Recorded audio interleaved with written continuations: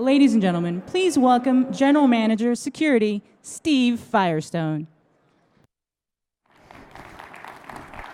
Good morning, everyone. How goes it, right?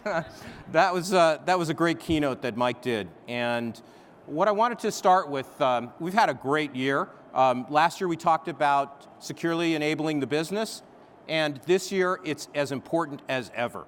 And I think that we have found, and especially with some of the examples of enabling the business that were shown in the keynote, that we've talked about, things that are coming up, it's very, very interesting to see how security is part of digital transformation.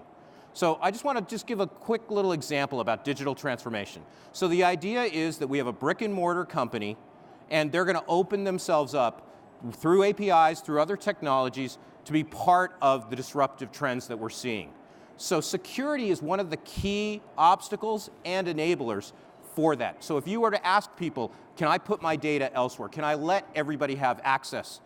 They would say security is one of the biggest concerns. So security enables digital transformation. So what we want to say this year is securely empower the business. What does empower mean? Empower means to make more confident, to trust. And that's what our focus is about. When we talk about cloud and mobile, that really opens up some interesting avenues for bad guys as well as enablement. So if we think of an example, maybe a retailer, for example, that has customers who come in, and the company wants to monetize that. They want to expand that. They want to use that relationship with customers, maybe the financial transactions those customers use, to add partners, to open it up to that. And we're actually going to introduce somebody who's doing that later on.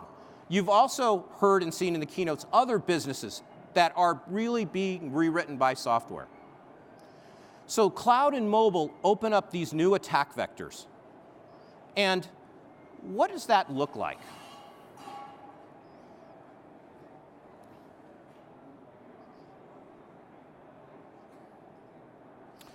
So from 2004 to 2014, what you're going to notice with the size of the bubbles is the severity of the attacks.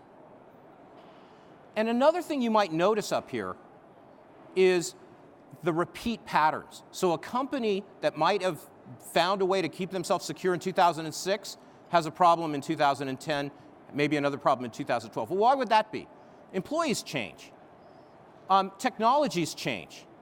And so just like in the digital transformation that we heard in the keynote, we need to be continually diligent at keeping things up to date. Now, the cost of these breaches, is incredible. Billions of identities exposed. $3 trillion spent in remediation, in security measures, and impact to the organizations. $3 trillion. And you can see how these things are happening. Now let's just make it a little bit more relaxed, a little more interactive. How many of you, by show of hands, so I know we walked over here, we got the blood going, how many here have either in your organization experienced a breach or through somebody who's in a similar industry had an experience where you've heard about a breach? Raise your hand. Look around. Look around at how much. And who wants to get called to the boardroom to have to explain that? Companies must have those controls in there. So let's think about a few examples of what does that mean? So in the past, everybody was inside of a firewall. And they opened up some VPNs. Some people wouldn't even do that for a long time. Now we're having to expose applications. If we really want to be part of what we saw in that keynote, we have to have the tools. We have to have the solutions to enable our businesses to go fast. Now, this is just a reflection of what you all have seen. You can't go a week without looking at a periodical on your favorite online media about what's going on. But what this is really showing is that the days of the past where somebody got in to get credit, to get their ego, to, hey, I hacked you guys, well, that's cool. But it's so much more sophisticated now. The goal, because again, the penalties are high, you got to have, it's a risk reward. What am I going to be doing? So cybercrime, I'm going to sit there and plant something, a Trojan horse, and I want to wait for that to develop. I want to monetize as much as I can what I'm going to get out of what's going on. I have patience. There's a whole attack chain of how to make some of these things happen. In a 12-month period, 110 million Americans were impacted. 432 million identities exposed. That's in the US, but it's a worldwide problem. In one Asian country, 40% of the personal information of the country was exposed. This is a serious, serious issue, and it's today. But let's turn it from theoretical, let's make it a little bit more practical. How easy do you think it is to do some of the things we've seen? How easy would it be for that next generation of technologist, Xbox user who ends up playing Script Kiddie to do something interesting? How easy is it going to be? Unfortunately, it's not hard. So if you're going to risk all the penalties, you're going to set up all of this expense and infrastructure to make that happen, what do you think, what would you want to do? So what identity, if I'm going to go through all of this, what would I want to attack? I'd want to attack the privileged identity, the privileged user. Why? The privileged user, what is a privileged user? That's somebody who protects your crown jewels, whether it's your customer list, your employee data, your partner information. They have access because they can do maintenance on the system, they can upgrade an application, they can install something, so they have access to a lot of information. So if I were going to attack and risk all the penalties, I'm going to go after that privileged user. How would I do that? Is there anything that, for example, we use social information in our personal lives, right? We go out on a vacation, we share pictures. We maybe have family trees around. There's other information that we use, and unfortunately, many of us as human nature, we use that information for our access credentials, for answering those questions that you get sometimes when people say, why don't you answer these things? So that's not hard. So what I would do, or what the research shows, is I'll just go to LinkedIn and I will search for an IT administrator. Do you think that's hard? Not at all. So I get a list of names. What do I do next? Oh, by the way, while I'm searching for those list of names, I can find your company, and now what I can do is I can find your manager, your vice president, your CEO. And if I'm good, I can emulate them in sending you something to make you at ease. Hey, accept a friend request, accept a LinkedIn request from this person's name. And we all use social media, social networking to help us in our lives. So I then go to Facebook, and I search for that.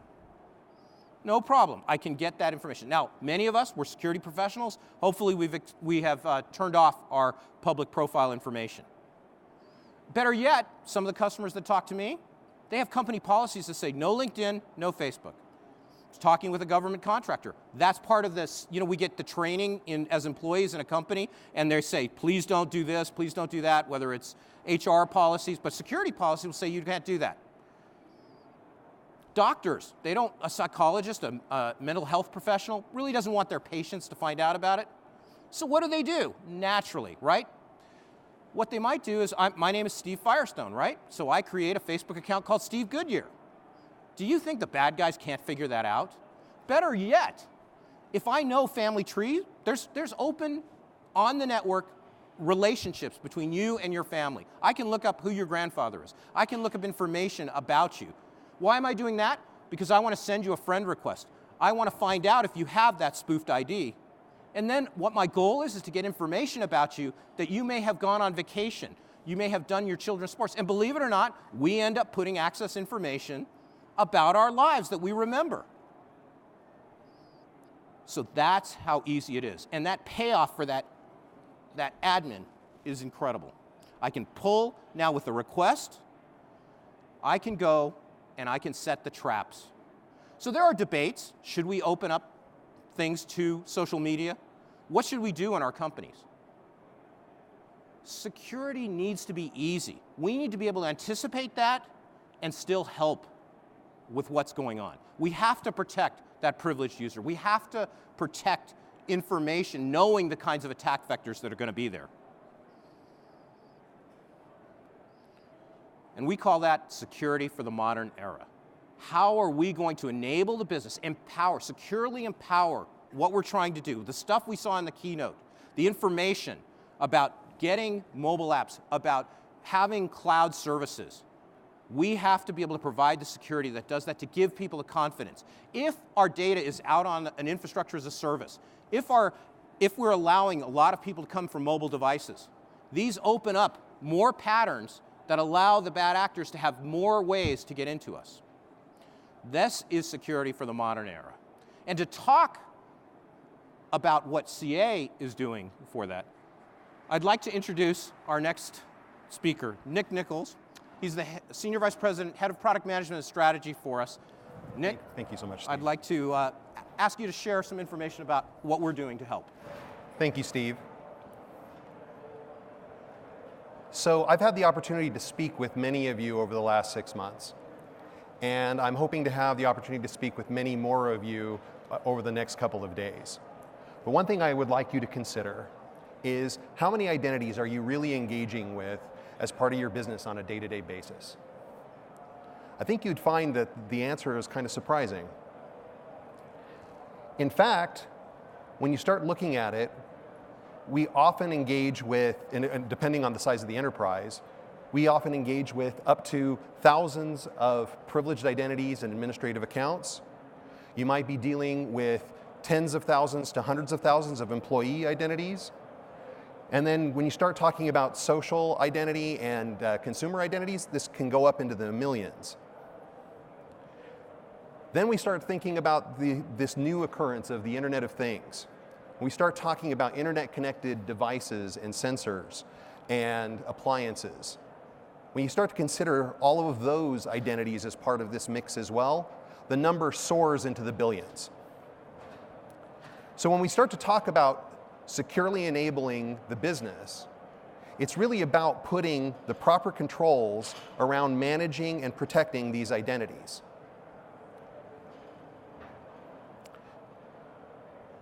However, it only takes one identity to compromise your environment and actually open yourself up to a breach.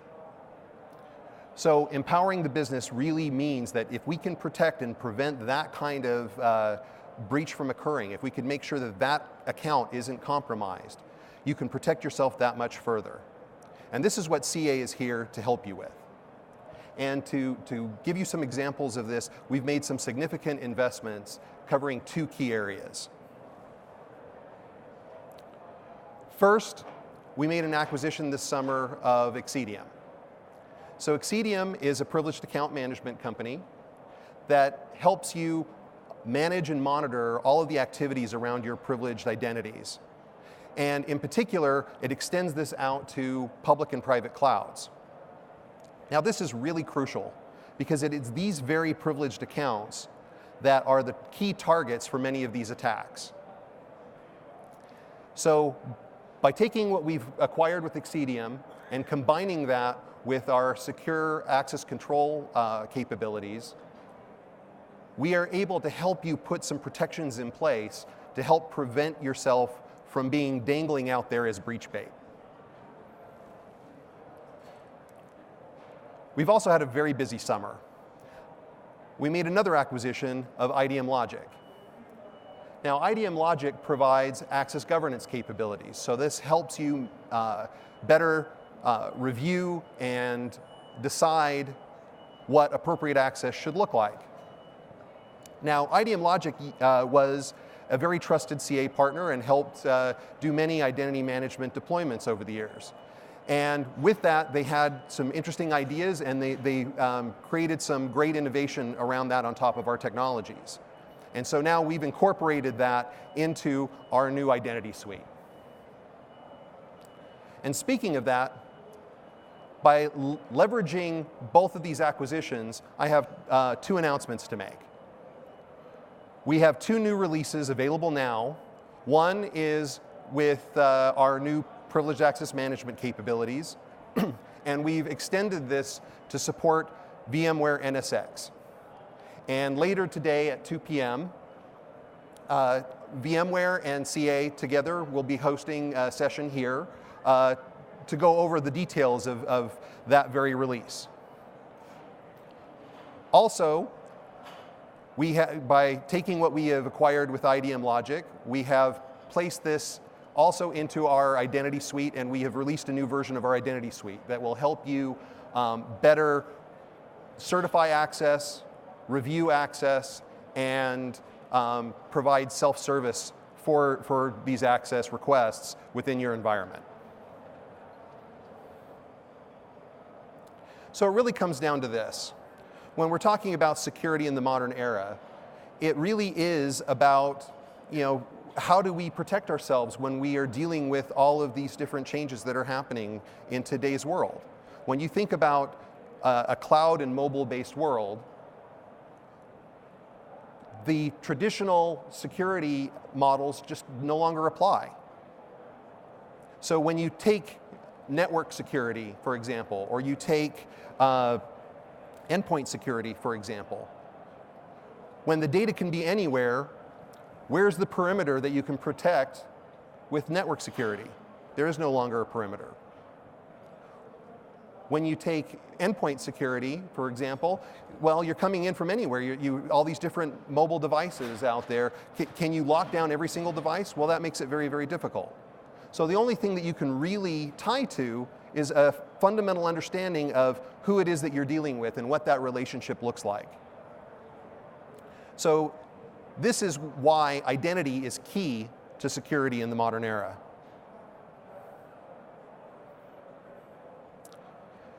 So from that perspective, our mission is to deliver solutions that empower the right people to have the right access when and where they need it. And by doing this, we can help stop breaches in their tracks. We can help empower individuals to be able to do the things that they need to do by having the appropriate access but not having excessive access. And we can help the business really take advantage of all of the opportunities of digital transformation with confidence and in a secure fashion. So that way they can do so without compromise.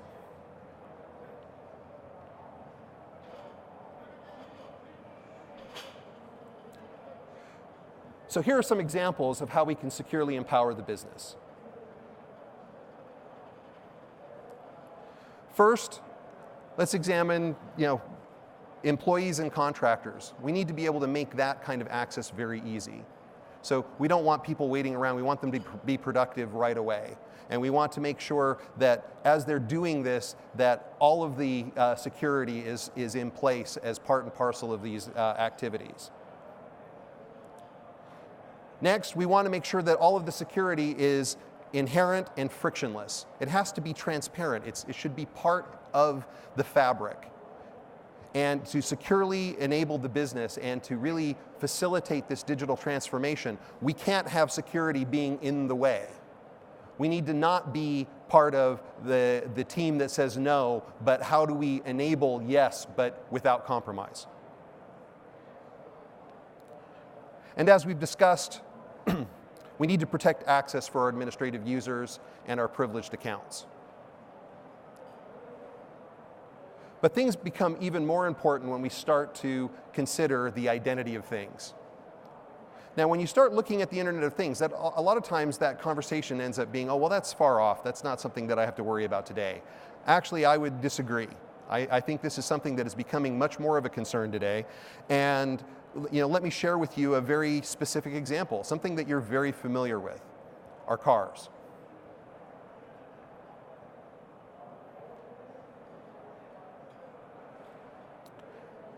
So if you think about it, cars actually have identities. And I'm not talking about personalized license plates or that you have a pet name for your car. I'm talking about the fact that you actually have a computer on your car. And when you take your car into the mechanic, into the dealership or whatnot, to get serviced, they'll connect to that car.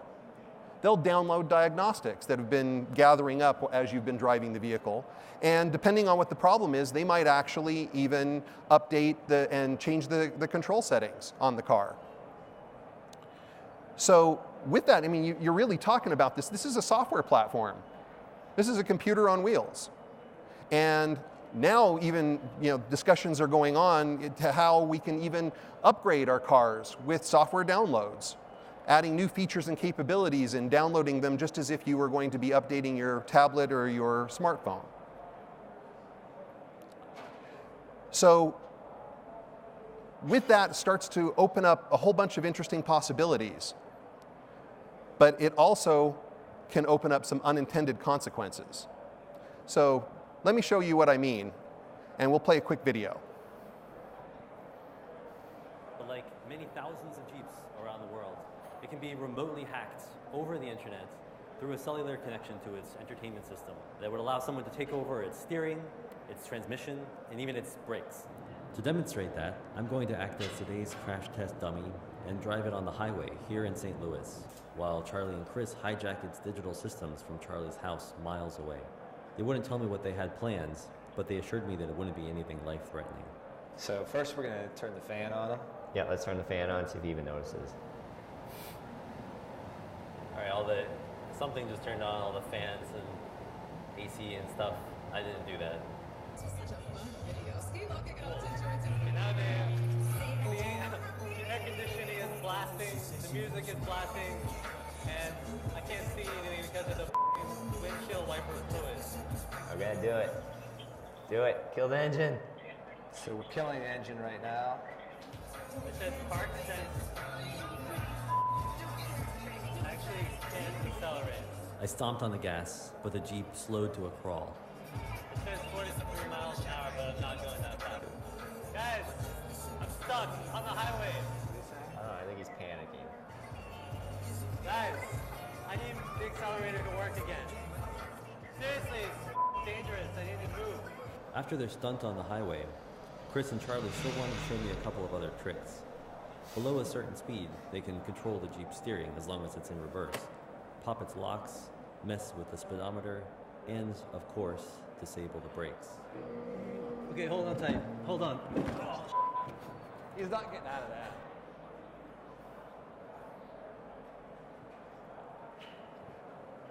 So pretty scary, huh? Needless to say, Jeep has since patched that vulnerability. But I think you'd agree with me is that we need to have better controls in place around these internet-connected devices. So when we start talking about Internet of Things, it can be applicable to things like your car or other devices and appliances that you might be using on a day-to-day basis. So we really need to protect this kind of access just like we would within our networks and protecting access to our critical applications. So when you start to think about this from this perspective, we want to make sure that we're enabling the appropriate access. We want to allow the mechanic to do his job to fix your car. We certainly want to make sure that you can drive your car, but we want to make sure we're preventing inappropriate access, that we stop somebody from doing what we just saw. So as you would expect, the security technologies that you use today within your enterprise are often the same technologies that automobile manufacturers are starting to incorporate into protecting their cars' critical systems. These are CA security technologies. So across the way in the solution showcase, we actually have a demo to show how we can protect the car's critical systems through appropriate authentication. So this is an exciting time. I mean, if you think about it, we have huge opportunities ahead of us. We can do all sorts of amazing things. But with these great opportunities comes great responsibility as well. And we need to focus on providing the proper controls to make sure that we're doing so without opening ourselves to undue risk. This is the key to identity-centric security. So this week, you'll learn how this strategy impacts our roadmaps and how we're providing simplified deployments, how we're enabling a more app-like user experience within our products, and how we'll be able to provide better insight and control through advanced security analytics. And as you attend the roadmap sessions, excuse me, we have 3 roadmap sessions at this year's CA World, here today in this theater and tomorrow. And each session, you'll get the opportunity to speak with our product managers and talk about the new features and capabilities that we'll be releasing over the next little while. So throughout this week, you have a tremendous opportunity to learn from your peers. So take the time to sit back, listen to what's going on, and understand how your peers are going through their own digital transformations. And that will give you the opportunity to learn new insights and understand how you might be able to leverage some of this within your own organizations. To recognize a few key examples, let me bring back Steve Firestone. Steve?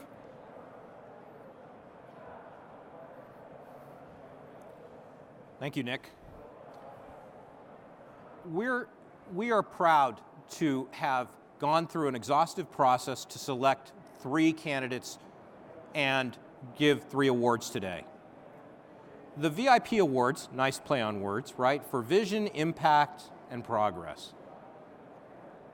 Companies that have the vision to see the transformation that's coming, that have used the solutions to be able to advance their business. Now, we're going to talk about all customers, but right now, let's give congratulations to Sandra Stoneham. So, congratulations, DBS, and Sandra coming up for DPS.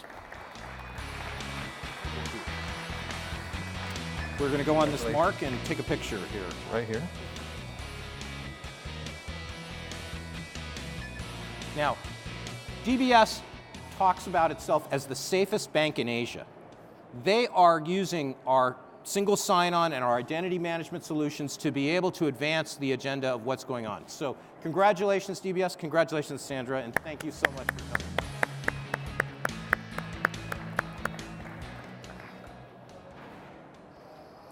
Our next award winner is Toby Gosson from Disney. Congratulations, Disney. Again, very tough competition to get an award here amongst all the customers. Thank you so much. Congratulations. On the mark and take a picture. So Disney is using our privileged access management software to really protect the brand. It's one of the world's known brands, leveraging this to be able to deliver services and to be able to expose applications that are really making it fun for us. Thank you again. And congratulations to Disney. You know, imagine you have hundreds of candidates and you get to only select 3. So please don't be concerned because it is a very, very tough thing. So our last award winner, please come on up, Mike Shakespeare. Congratulations, Tesco.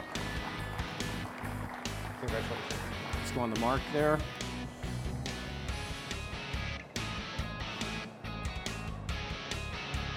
So Tesco is an online retailer, a grocery store. It's what I was talking about in the beginning of the example.